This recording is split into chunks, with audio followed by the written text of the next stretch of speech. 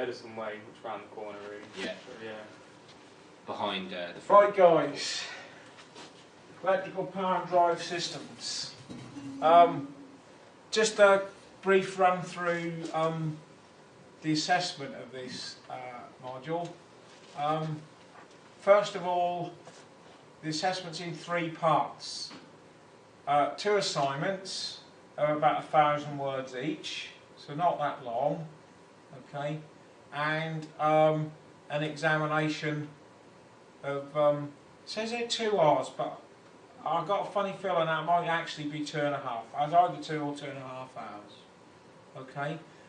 The first assignment is around you analyse and critically evaluate methods of AC and or DC motor control, and the second assignment is investigating and critically evaluate further applications of power electronics.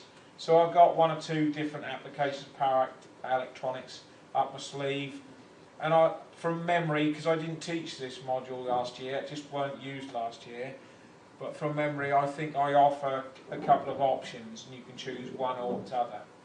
Okay? And then the examination is around the analysis of 3-phase power distribution systems. So it's like 3-phase electrical theory, really, power and that type of thing. Okay? Line current and phase current and forward systems, balance loads and so on. Right, so it's a little bit mathematical, but nothing too complex. A little bit of complex number stuff in it. Do you remember doing that, Danny? Yeah. So, but nothing overly difficult in the module. Okay. So that's the what the module is and its assessment. The outline plan early on in the earlier lessons is to split the lesson into 2 parts. Initially doing something along the analysis of power systems for the first part of the session, so the bit that's assessed in the exam, and then also have a part of the session on analysis of motors and the use of power electronics, the bit assessed by the assignments. So I got the assignments going out fairly early, one after the other, so we'll do assignment 1. I can't remember the date. I think I might even be handing the first one or issuing the first assignment next week. Then I've got 2. What I've done is I've made them 4 weeks to formal handing deadline, with a deadline for drafts 2 weeks in. So you've got 2 weeks to start doing your research, rough something out, hand in a draft if you want to. You're not forced to hand a draft in, but I'm going to formally have a deadline for drafts, so that the idea there being is to encourage you to make an early start on the assignment work, yeah, and to get some feedback in time for you to be able to polish it up a bit and improve your grade for the formal handing. Yeah, so overall 4 weeks to do each assignment, 2 weeks to get a draft put together, and another 2 weeks, well, a little bit less than that, because I've got to actually look at the drafts and comment on them and get them back to you. And then you should have at least a week to put some polish on it after I've commented on it. Okay. What the comments won't be is going through the whole document, picking out all the spelling and grammar mistakes and all the detail. I will pick out little examples of things like that are wrong, but then I'll be saying that's up to you to find any others. But it will be a general comment on the overall content of that against the learning outcomes. Alright? So, and then towards the end of the module, so once assignments 1 and 2 are out of the way, everything will be based on what's being assessed in that examination. Although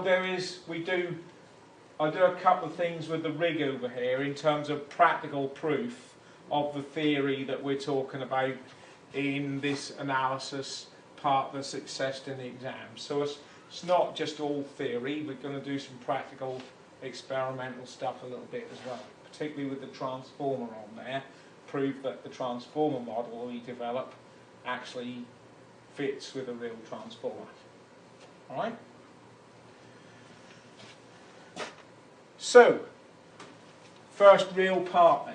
Single phase AC circuits. In a way, this is a little bit of a revision in terms of we're going to largely in this module be talking about AC circuits. Therefore, we're talking about sinusoidal voltages and currents. Okay, so we've got in that circuit diagram there, we've got a single phase load represented as a resistor at this moment in time, supplied by a sinusoidal voltage. And there's some terms here that we need to be aware of. VM, peak voltage, the maximum. What's the peak of that sinusoidal waveform? Okay. IM would be the peak current. The Greek letter omega looks like a W. That is the angular frequency in radians per second. Okay. One thing that you should always remember is that omega is equal to 2 pi times the frequency of the sinusoid. And then I find the best way to deal with the maths is to use the omega version of the frequency, and then if you want the frequency in hertz, to work it out from the 2 pi omega is equal to 2 pi f afterwards. It just gives you less things, less numbers and symbols in your formula to deal with. So if you use it in this form, in the omega form, if you want the frequency in hertz, all you've got to do is divide omega by 2 pi and you've got the frequency in hertz. Yep? Theta 1, phase angle of V at time t radians, so it's the phase angle in radians, and theta 2 is the phase angle of the current in radians. And we need to be very careful now about our use of capital letter quantities and lowercase. This is a peak value. Yep. Uppercase V, a maximum value. This is V at time t. It's an instantaneous value of that peak voltage at an instant in time. Yeah? Lowercase. And certainly a proportion of the mark in the examination would be using your notation correctly. Yeah? So you need to adjust some people have to adjust their writing to make it very clear that they're talking about lowercase and uppercase letters. Alright? This is I at time t. The current at an instant in time. And the current at an instant in time, or the voltage at an instant in time, can be calculated through these formulas. It's the maximum voltage multiplied by the sine of omega t plus or minus any phase angle associated with that waveform. Okay? And the reason for phase angle we'll be revising shortly as to what that means. But it's where you've got that they don't both peak together. You end up with voltages and currents out of phase with each other in a circuit. Alright, are you all okay with that so far? Yeah? So I'm just going to summarise that on here. That's sometimes helpful. I'll do it with the voltage. Vm is equal to, sorry, not following me on the rules now.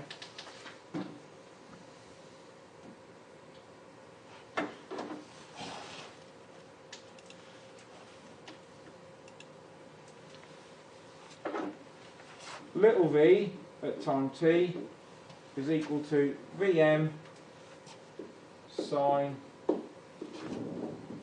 omega t plus or minus an angle. Yeah? And all that bit is in brackets. This bit is the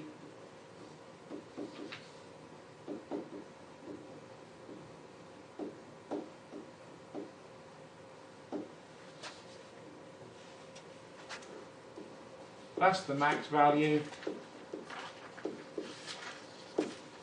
Sine is what it is. That's the angular frequency, and that's in rads per second, and this is the phase angle.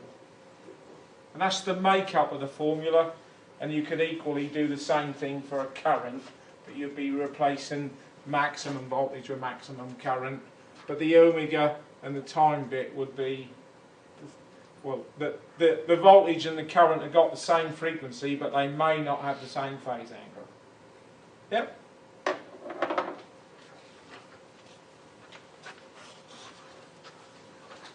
All right with that so far? Is it ringing any bells? Yeah. Yeah, ringing bells, Danny? A little bit. Good.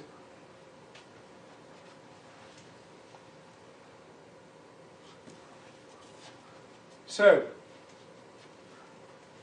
it follows from that if we consider we've got instantaneous values of voltage and current, then we can have an instantaneous value for power at time t delivered to the load. Okay, we would get that from the formula P is equal to V times I. There's more than one way of calculating power. Can you remember the other two?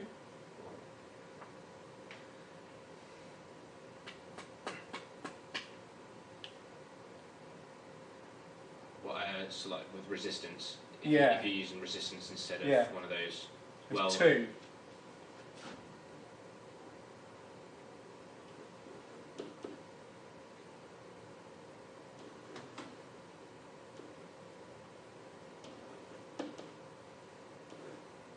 P equals R times V is one, isn't it? R times V, no. It's I squared over I squared R and V squared over R. So there's three ways to get power. Mm-hmm. Yep. But for us on this module, that's going to get a bit more tricky than that, because we're going to talk about three different types of power shortly. Alright, so you've got to be careful with power. Caution is required. Okay? But if you take the instantaneous voltage at time and multiply it by the instantaneous current at time t, you'll get the instantaneous power at time t. So I've replaced V at time t with Vm sine omega t plus or minus the angle, and I've multiplied it by Im times the sine of omega t plus or minus the phase angle of the current. Yep. Yeah. Generally, if we got two quantities, we'd say one of them is angle 0, and then we'd say what the other one is relative to that. We wouldn't normally have two phase angles in there, alright? But you could do. Yeah. But generally, if you can, you'll try and fix either the voltage or current at 0, and then say what the other one is relative to it, and keep it as simple as possible. Okay? So we could, if we want, plot the instantaneous power according to a voltage and current that are in or out of phase with each other. Yeah? Everyone happy with that so far?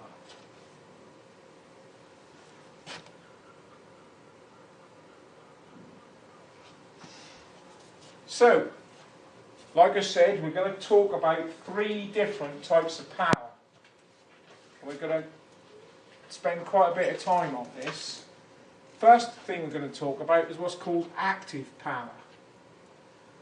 when a load is purely resistive, i.e. there's no involvement of any inductors or coils, so the winders and motors are not involved, it is just pure resistance and nothing else.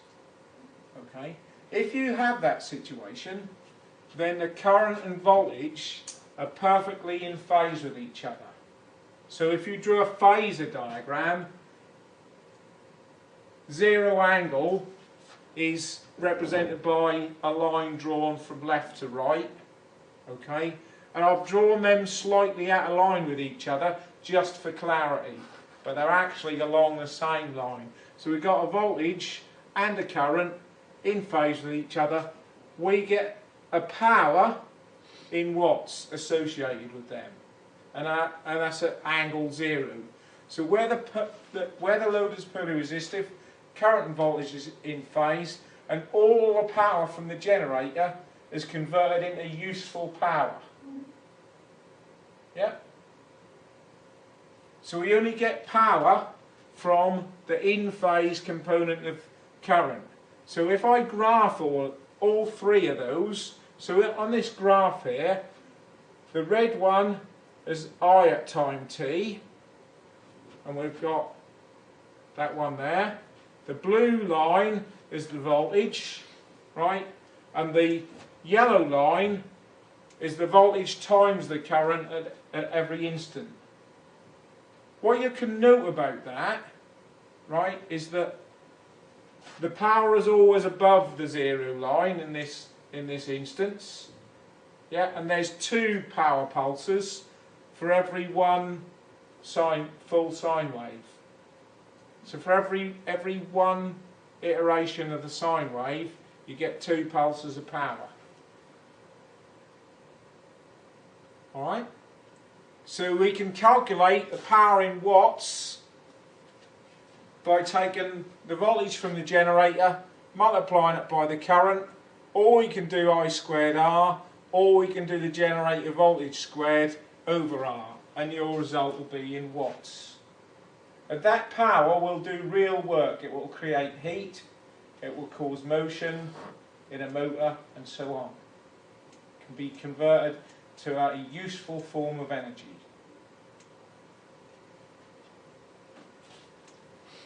For correct calculation of AC power, we must use values of EG and I that are RMS values. Can you remember what the meaning of RMS is? Literally what the letters mean? Radian mean squared. What was the first word? Radian. Mean square is right. It's not root, is it? Root of the mean square. Yeah? So that's what the RMS means, it's the root mean square value. What it is if you take a peak sine wave, the root mean square value is equal to the peak divided by the square root of 2. But in terms of what it actually is it's the value of voltage that will give the same power into the same circuit as the same voltage DC. So it's like the DC equivalent of that AC sine wave. So when we talk about the 230 volts nominal from that socket over there, that's an RMS value. And that will give you the same power to the same resistor as 230 volts DC. But it's actually going up to root 2 times higher when it hits the peak. Here. So this is the peak value at this point here. The RMS is going to come in somewhere around there. It's like a flat line that says that's where you're going to get the same power as if you were using DC. So if we're calculating power using these formulas, we must use the RMS values of current and voltage. So if we've been given a peak, we've got to divide them by root 2. If we want to get back the other way, from RMS to peak, we have to multiply by. So E peak is equal to root 2 times E RMS. So if you've got a calculator handy, just do 230 times the square root of 2. 325.3. What was that, Danny? 320? 5.3. So our AC mains that we know and love at 230 volts actually peaks at about 325 volts. Yep.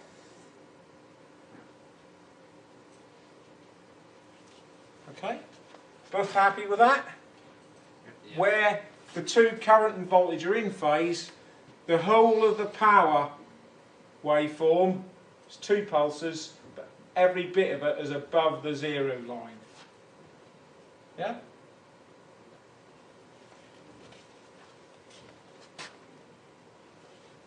Okay.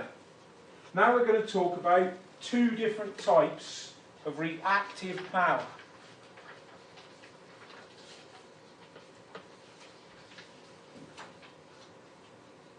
First of all, we're going to look at where the load is purely inductive. We have to be careful here because a pure inductor, i.e. a coil of wire, is not achievable because the piece of wire that it's made out of is going to have some resistance. But for the time being, let's imagine that we can have a pure inductor. It's got inductance only and no resistance. Yeah? Now, in theory, if we were to have that, we'd end up with a current that lagged the voltage by 90 degrees. Yeah? Because what happens is, we get the magnetic effect of an inductor causes an induced voltage that opposes the current that's making the magnetism in the first place. So we get what it holds back the current, and we end up with a current and voltage, or we would if we could have a pure inductor, 90 degrees out of phase with each other. Yeah?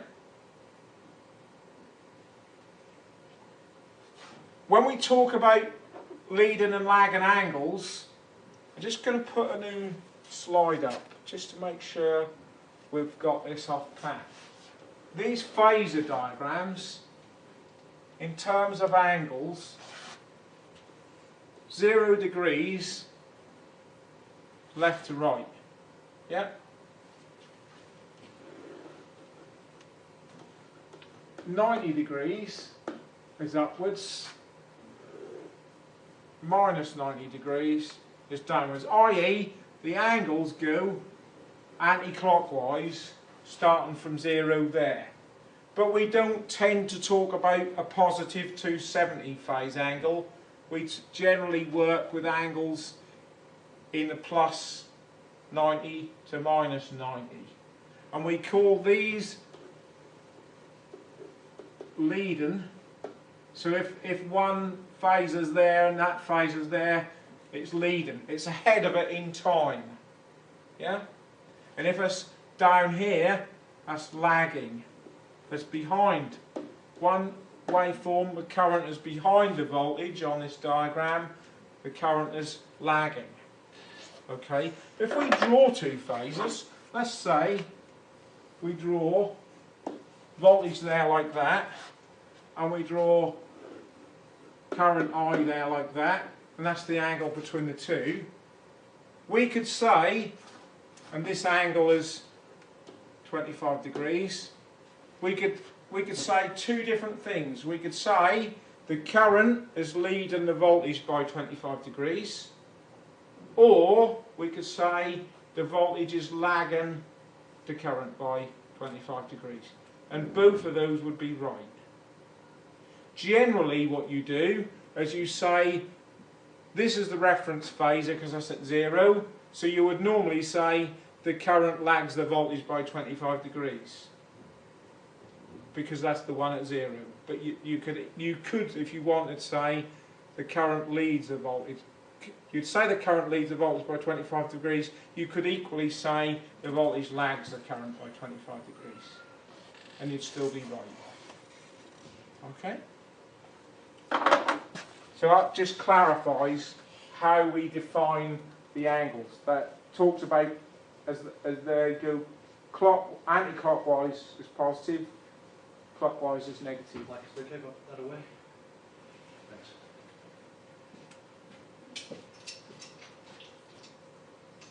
Alright? So, we've got this voltage and current that are out of phase with each other. Okay? I'll come to this diagram in a minute, this phasor here. But here's our voltage phasor at 0. We've got a current that lags it by 90 degrees. Okay? On another slide, do you remember the word, Danny, that helped us decide whether a current is lagging or leading in a different circuit? Can you remember? No. Right. C I V Civil. I L. Yeah? Really useful this is. Luke, I don't know if anyone at City College tells you this, right? If we're now looking at an inductive circuit, right? So we're going to look at this portion.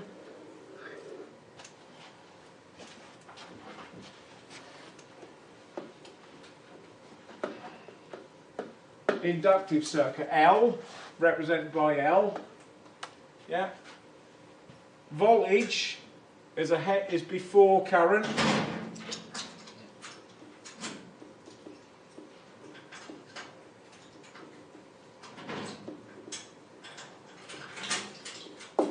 Because it's before it in the word civil. Yeah. Yeah. Yeah. Or current lags voltage. Yeah? Yeah. Over here,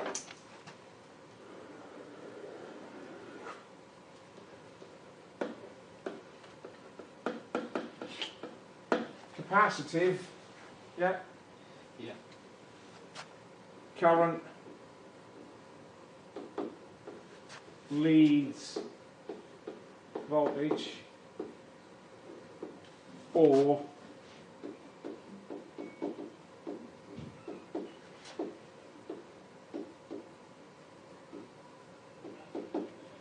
voltage lags current. Yeah, and you're looking at that part and you're saying current comes before the voltage, current leads voltage, voltage is after the current, voltage lags the current. And it's always, when you're doing calculations involving phase angles, it's just worth looking to make sure your result fits with what you know the circuit is. What you must bear in mind is, and you've got to be careful, is you'll get circuits where you've got both capacitance and inductance in them, but the phase angle will tell you what that circuit is overall. Because if your inductive part is bigger than your capacitive part, then overall the circuit will be capacitive, even though it's got some inductance in it, or vice versa. So it's what the circuit is overall that this helps you with. Yeah. Okay? And when we do some calculations later on, or perhaps next week, you'll see what I mean about using civil to check whether your answer makes sense. Yeah? Okay? So, what we end up with, because the voltage and the current are out of phase with each other, and in this instance by 90 degrees, we end up with what's called reactive power. And it's measured in VAR, VAR, which is short for volt amps reactive. Yeah? If we look at the diagram now, our current is still in red, voltage in blue, and the yellow is the instantaneous adding together of those two waveforms. Look at the power waveform. We've got half of it below the line and half of it above. It makes the overall power, the actual doing of work in that circuit, is 0. 1/2 cycle, the inductor is taking power from the generator, and then in the other half it's given it back. No overall work, electrical power, is converted to any useful power in that circuit. It would give you no heat, it will give you no rotation in a motor. You can't achieve that circuit anyway, but it does nothing useful. Inductive loads arbitrarily are said to absorb reactive power, and we call that QL. Reactive power's got the symbol Q because it's the reactive power due to the inductor, it's QL, but they're said to absorb reactive power from the source. So although they're absorbing it in one breath and giving it back in the next, were arbitrarily decided that as inductors absorb reactive power. And we can draw a phasor diagram for QL that's got QL positive up there at 90 degrees. Okay? So it's another phasor diagram. Zero's there. QL is not an in-phase component, it's an out-of-phase component of power, and it's a positive one. Yeah? Alright with that so far? Yeah, good. Skip past my 2 new slides. Furtherly, reactive power inductive. Reactive power absorbed by the inductor QL can be found as follows. We can find it from EG, so the voltage from the generator, times the current flowing in the inductor. We can square that current and multiply it by XL. XL is the inductive reactance. We find that from either omega times L, L is in henries. Yeah. Which is equal to 2 pi times FL. I'll write that on here. L equals inductance, and that's in Henry as the unit of inductance, the Henry. Quite often expressed as millihenries, but that's what the units of that are. Ring any bells? That does, yeah. So yeah? XL is total inductance. XL is the inductive reactance. Okay, right. Yeah? I better put that on there, haven't I?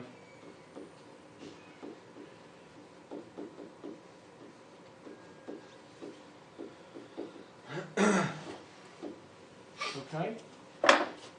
By the way, guys, your voices are going to come up on this recording. You both happy with that? I know, pretty much know Danny is. Yeah. Yeah. I should check before I. Yeah, it's fine. Yeah. All right. So the inductive reactance XL can be found from either from omega L, if that's what you know, or 2 pi times the frequency in hertz times L. Yeah. So where resistance isn't frequency dependent, XL quantity is going to change if you change the frequency. Yeah. So it becomes what's called an impedance. Yeah. So reactive power, phasor diagram there, comes from an inductor. We've got a current that's 90 degrees out of phase, lagging the voltage. Alright, all both happy with that? Yeah?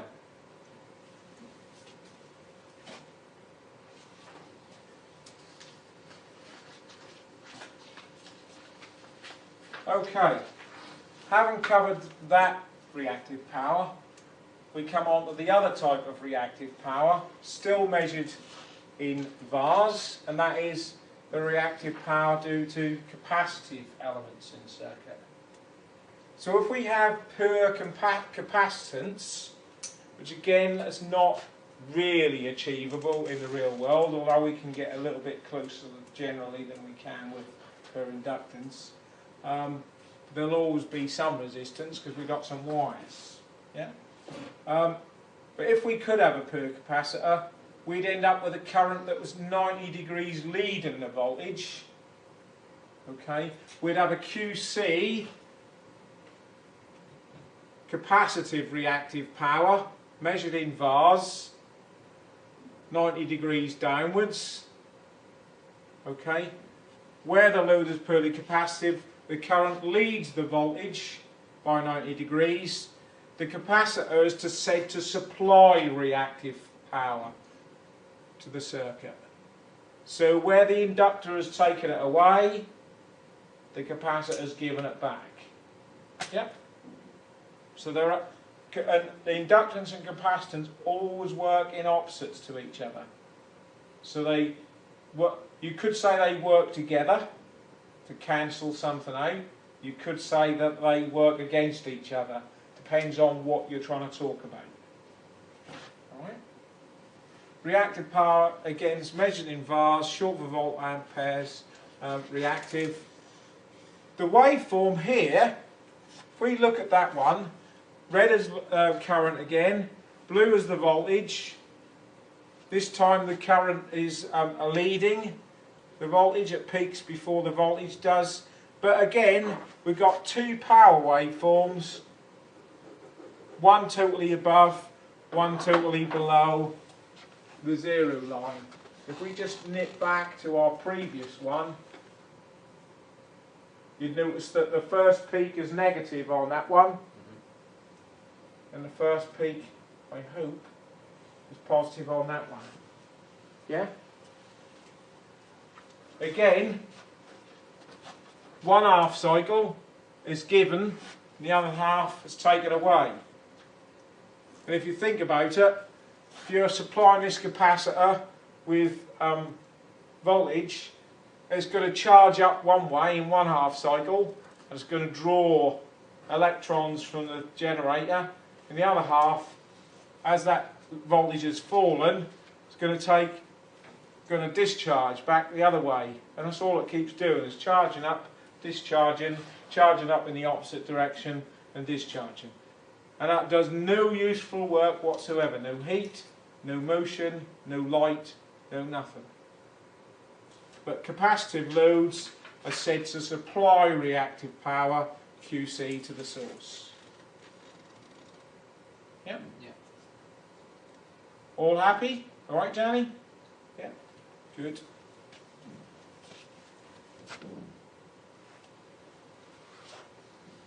Again, we can go that a little bit further.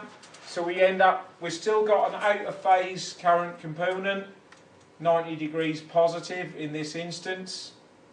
Okay, and we can find QC from the generator voltage times IC, or IC squared times the capacitive reactance, or the voltage squared times divided by the capacitive reactance. Q is measured in VARs. We've got capacitive reactance.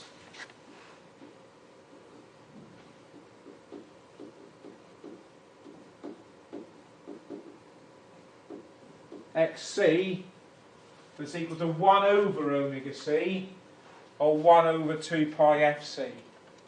So again, related to frequency, varies with frequency, XC does, okay, but in the opposite direction to inductance. Because if we increase frequency here, XC is going to get smaller, but with the formula 2 pi FL, if we increase the frequency with an inductor, XL is going to get bigger. So as whichever direction you go with frequency, one of them quantities is going to get bigger, the other one's going to get smaller. So they work against each other. Yep. Happy? So that's covered the theoretical situation of pure inductance, pure capacitance that in reality are unachievable, but it gives the basis to look at circuits where more than one type of component is involved.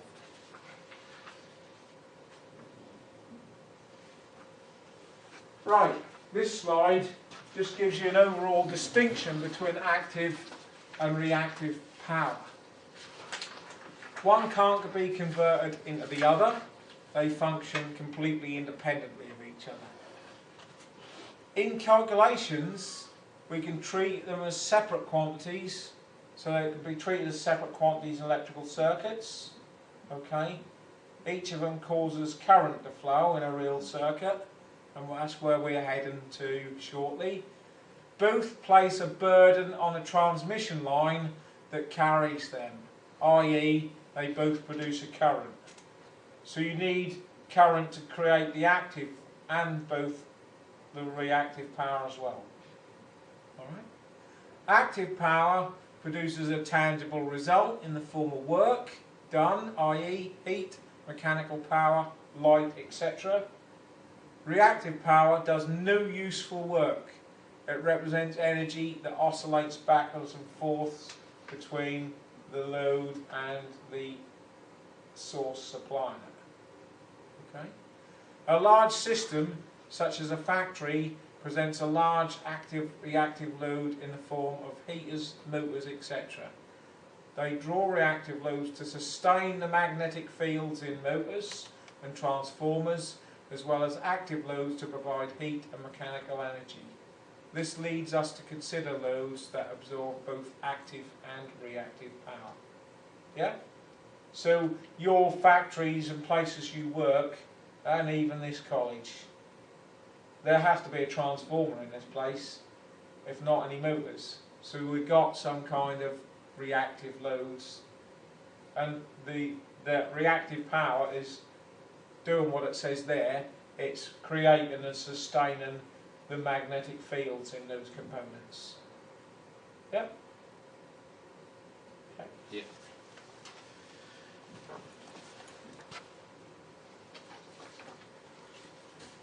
So if we go down the road of considering what happens when we combine real and reactive power, we've got a circuit there, we've got an AC generator.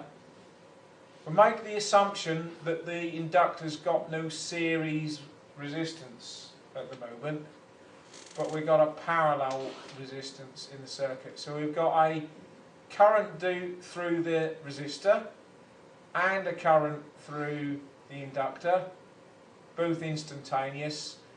And Kirchhoff's law would say that the total current IT is equal to those two added together at any instant in time. What we end up with, current and voltage wise, is a phasor diagram like this one here. Yeah? So we got voltage as the in-phase component, and the reason I've done that is we've got a parallel circuit, so both components are getting the same voltage. Yes, the common quantity, where the current is different in each component.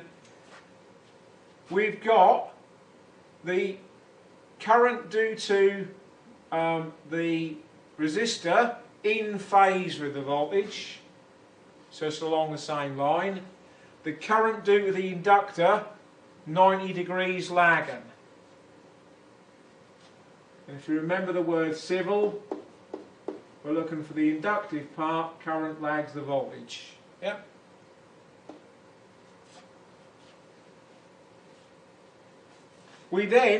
So we've got an in-phase component of current, this line along here, and we've got an out-of-phase component of the current along there. Those two come together to create the overall current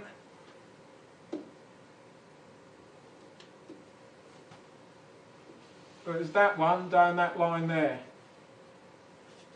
That's the actual current, that's the total current flowing this one here. Yeah. So the current drawn from the source lags the supply voltage by an angle. That angle. Yeah.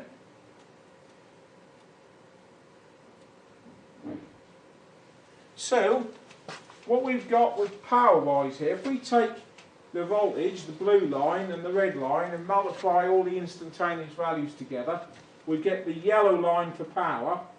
We've got this portion that is above the line doing real work, and we've got this portion below the line that isn't. Yep. So the waveform shows two positive areas representing real power and two negative portions representing reactive power. So overall, the real work done is not as much as if the voltage and current were in phase with each other. Yeah?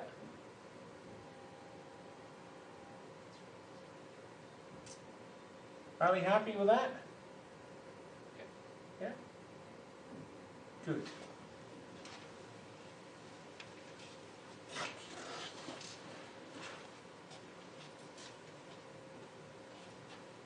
The magnitude of the current I drawn from the source can be found using Pythagoras' theorem, because we've got, if we can take out of there a triangle that's got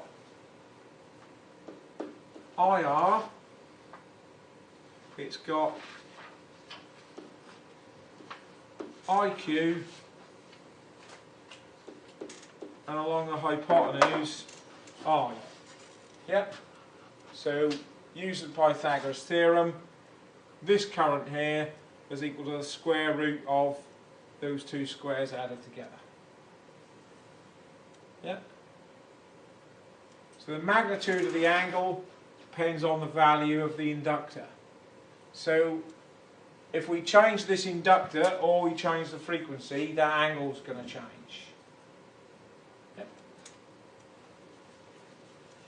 Consequently, the larger this angle is, so if we made this angle bigger, so if we made the inductive component on that bigger, that would draw that current like so, and that line must be longer, so we're drawing more current from the supply. We wouldn't have any more real power, because the length of that line is still the same. We can only get real power from the in-phase current. Yep? So if that inductive situation gets worse, we're going to draw more current from our supply, but we're only going to get the same real power out of it. Yep?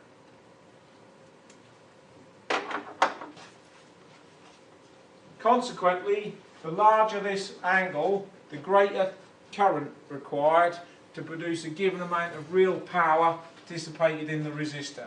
We'll got more about that shortly. Because that's a problem for distribution systems that we need to solve. Yeah?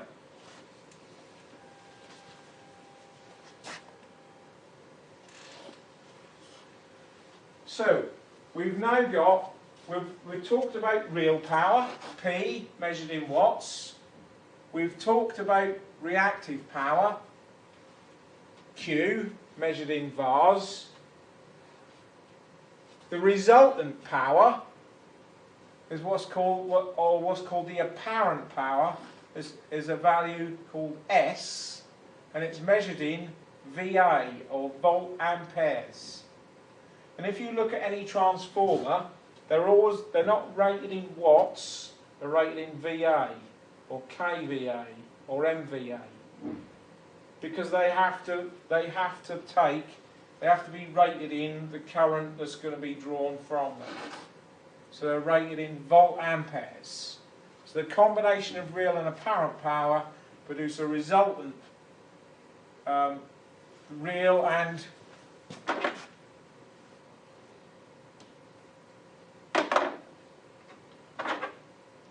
typo, reactive power produce a resultant apparent power at S. So if you know the voltage of the line, E, and the current being drawn from the supply, I, you can multiply them together, volts times amps, VA. Okay? For it to be power, it's got to be the volts times the current through just the resistor. And from the power triangle, so that's the power triangle, it's got P on the horizontal, it's got Q vertically upwards, and S as the hypotenuse. And the steeper that angle in there, the longer the line S is for any given length of the power line. Yep. The apparent power S forms an angle with the real power P, theta, that is the same as the angle of the lagging current produced by the circuit discussed earlier. Yep. So if that angle is 25 degrees in the current phasor diagram, that'll be 25 degrees in the power triangle as well. Alright?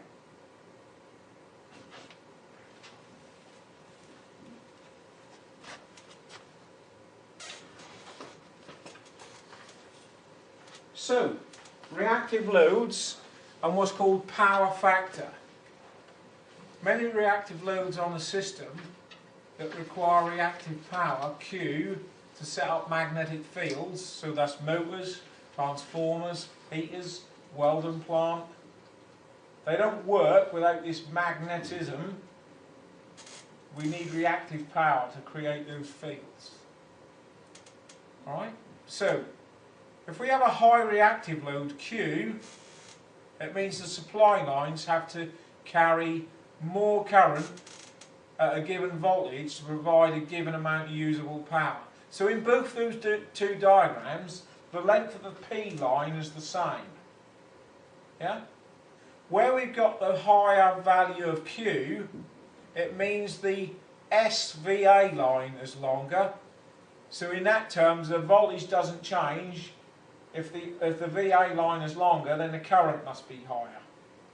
So if we have a lower reactive load, it means that the current flowing has to be less because S is less, if we assume V doesn't change. Yep? So we're getting the same amount of usable power in that one as we are in the left-hand one, but the current is less in that one. The right hand one. So lower current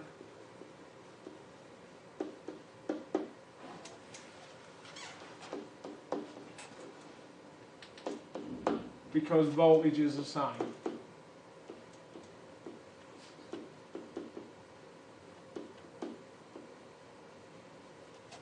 Yeah?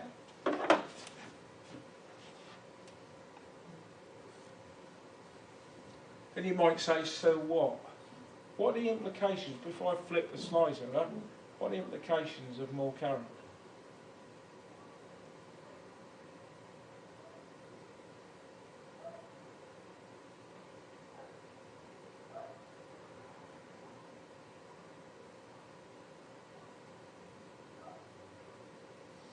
Any ideas?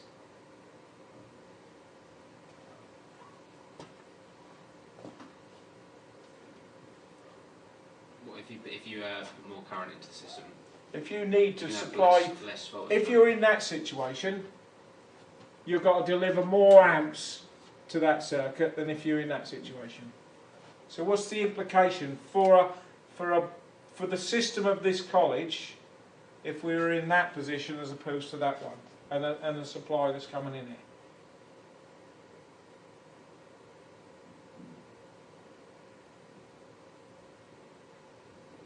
Because we're still getting the same number of watts, we're still getting the same amount of heat in either of those two, but for that one we might have to supply it with 10 amps. We've got 10 amps travelling down the wires. In this one, maybe 5 amps travelling down the wires. What's the implications of that? It's going to be more expensive, isn't it? Yeah. Well, it will be, because you're penalised for it by the supply authority. We'll come on that in a minute. Yeah. Okay. But in terms of, if all they measured was power in watts, then you're using the same. The implications are for the supply authority, really, in terms of the size of the cables that they have to use and the load it puts on their system. Okay? Because reactive loads and power factor. Power factor is this cosine of that angle, right? So the best power factor you could get is to have a power factor of 1. Everything is usable power. So talk about poor power factor as being a low power factor. The angle's big, right? Good power factor, high power factor, the angle's as small as it can be. Okay?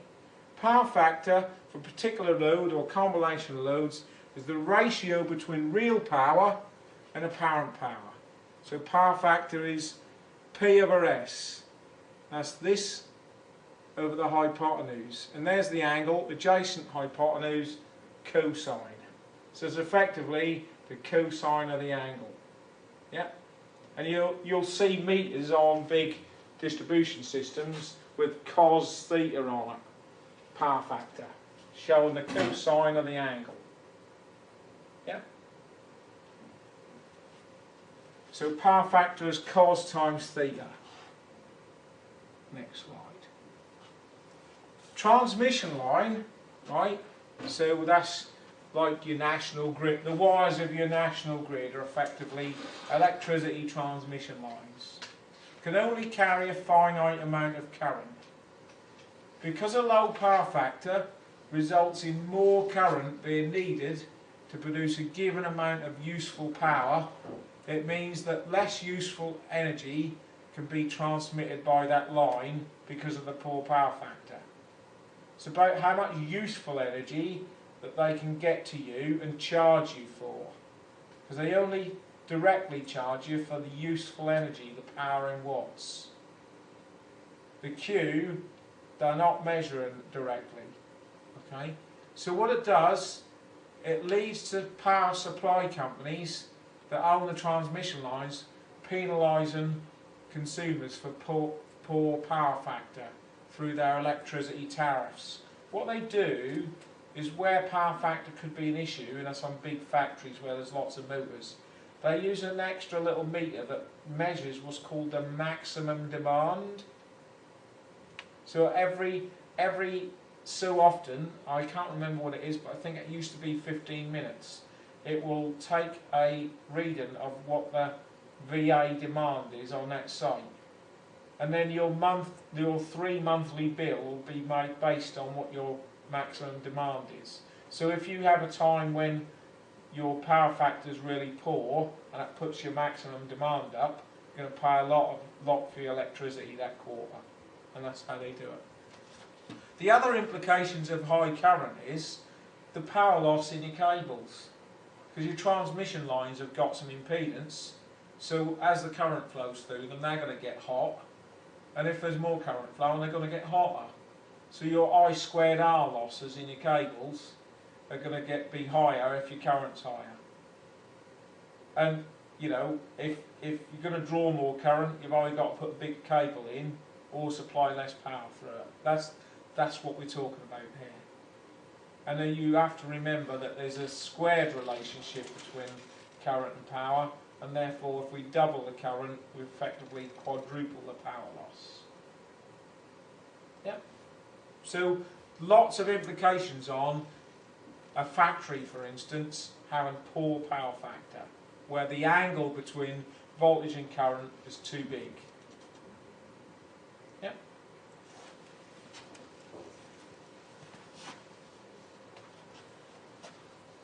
So looking at that, low voltage, maximum demand charge.